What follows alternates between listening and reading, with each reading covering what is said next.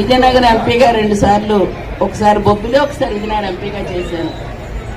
ఎంపీగా చేసి అక్కడ వారికి సేవ చేసే భాగ్యం నాకు కలిగింది, చేశాను. ఈ రోజు మరి ఈ విశాఖ ఆడపడుచుకి మరి ఇక్కడ అవకాశం కల్పించారు. మీ అందరి దగ్గరికి మీ ఆడపిల్లగా వచ్చి అడుగుతున్నాను, ఒక్క అవకాశం ఇవ్వండి. మన ప్రాంతానికి సంబంధించిన వాటిని కూడా తప్పనిసరిగా ఎటువంటి కేంద్ర ప్రభుత్వం నుంచి రావాల్సిన ప్రతి ఒక్కటిని కూడా ఈ రోజు మన ప్రాంతానికి తీసుకొచ్చి ఈ రోజు అభివృద్ధి చెందేది దిశగా ఈరోజు తప్పకుండా శ్రీనివాస్ గారు కానీ నేను కానీ తప్పనిసరిగా ఇక్కడున్న మంత్రులు, ఇక్కడున్న మరి ఖచ్చితంగా మా ముఖ్యమంత్రి గారుతో కలిసి మేము చేయడానికి సిద్ధంగా ఉన్నామని చెప్పి తెలియజేస్తున్నాను.